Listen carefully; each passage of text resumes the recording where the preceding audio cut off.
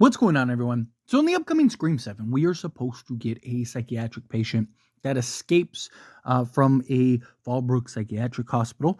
And in that, Gail Weathers is supposed to hit him with the car and all that. And I imagine that there's some purpose. I've talked about this in the past, right? There's got to be some purpose to this character, right? Escaping and also hunting down or appearing to be after Sidney Prescott. Whether it's a character that is just kind of a red herring, I don't think it's the person that is, running around and doing all the Ghostface attacks. I think it's either somebody that's going to be the warning guy, that like, hey, don't go in the woods type thing, or it's going to be somebody that is kind of the patsy, right? Like they escape, killings start to happen, Ghostface kind of has the police chasing after the escapee. Thus, you kind of get this whole like, okay, well, I can enact my plan. I can do what I need to do. And I'm not even going to be on the radar because they're going to think that it's this person, right? And we've seen the Fall Brook Psychiatric Hospital. We got the little images of it from when they were filming and doing all that stuff, like the on-set images and stuff that got released. So we know that A, there is a patient, B, there is a hospital in the town of Fall Brook where Sidney is at, and that Gail Weathers is expected to hit that person, whether it's by accident or on purpose or whatever. That character is going to play a role. We also know that the actor that is slated to play that psychiatric patient is Craig Dane. Did a video about it a while back. That is the one that is rumored. I don't believe it's been confirmed yet, but all of the kind of insider people have all said that, like, hey, this is supposed to be the actor. So, as always, take it with a grain of salt. We do know that there's a psych patient. We do know that they escape the hospital. But here's the thing, right? I've seen people throw out all kinds of ideas and potentials and possibilities, and I love it, right? Like, I go say, like, throw out ones, right? Like, because you never know. It's basically what this channel is. It's just me talking and exploring different possibilities and talking different potentials and stuff like that. And some are going to be so far-fetched that it doesn't happen. Some are pretty spot on, right? When you make enough videos or you throw out enough ideas, throw enough darts on a dartboard, eventually you're going to, hit something, right? So, I've had things in the past that were spot on that I was like, oh, hey, that aged well. And then things that were like, wow, this was way off, right? But one thing that I've seen a lot of people kind of throw out is the potential of like Stu Macher, right? Because we don't know how many escape.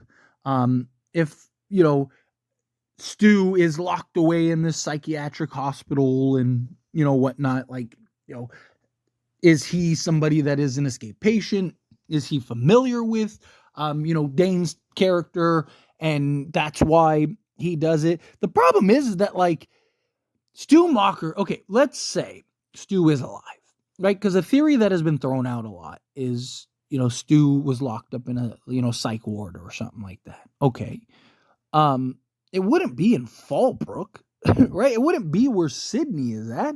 It wouldn't be in that area. Like Sidney moved away, unless she moved there to keep an eye on Stu, maybe, or I just don't see her doing that, right? Like and. Two, it's like, why would Stu, like, I think if Stu is involved with the psychiatric element, right, I don't think he's locked away in a psych ward, because if he was, you would know that he's alive. The problem is they have to explain where he's been and why, why he's not even really like talked and why, the FBI and stuff like that think he's dead, right? Which is where the problem lies, where the dilemma lies. Now, could they do something where, maybe there's a character that escapes Fall Brook that has ties and connections to Stu, that, maybe it was discovered that they had a, some type of relationship at some point, to where, whatever, the character aided Stu in his escape or something. Like, I don't know, maybe you have some type of connection. My issue is, beyond the patsy route, right? Where Stu, like I could see, like let's say Stu is alive, right? If Stu is, I could see him wanting to help somebody escape. And if you were to have somebody escape, you'd want it to be somebody very specific, right? You'd want it to be somebody that maybe kind of fits, similar height and weight and stuff to kind of be the fall guy or be the patsy or whatever. If you want to use somebody as like a setup guy or something, right? There would be purpose to why you were doing what you're doing, right? I don't think it's Stu himself that's escaping, like, oh, Stu and these other, like a Halloween type thing where you had several of the psych patients escape the ward, and and then you had that one that met his demise and stuff because they were all thinking that was Michael or whatever, right? Like, I don't think that you'll get something like that. I think it would make sense, right? Like if you're Stu and you're after Sydney and you don't want to get caught or captured, well, then your best approach would be to get somebody to escape. And then now, like I mentioned earlier, police are targeting and are after that said character in order to try to pin the murders. And even if it's not them, maybe the town just does it because they just like, hey, we needed somebody to be the fall guy type thing. And you're hoping that, so, I would imagine that character has some type of history or track record. Now, does that history or track record date back? Is it somebody that has a connection to Roman? Is it somebody that has a connection to Stu or the Stu family? Like maybe it's Stu's uncle or something like that, right? Like that could be something. But again, I kind of fall to like, why would it be somebody that's in Sydney's town is my issue. Like that's the thing that I think you'll have a hard time explaining. Like, why is it somebody that is in Sydney's town or right outside of Sydney's town, whatever, that is the escapee? Right? It's got to be somebody that,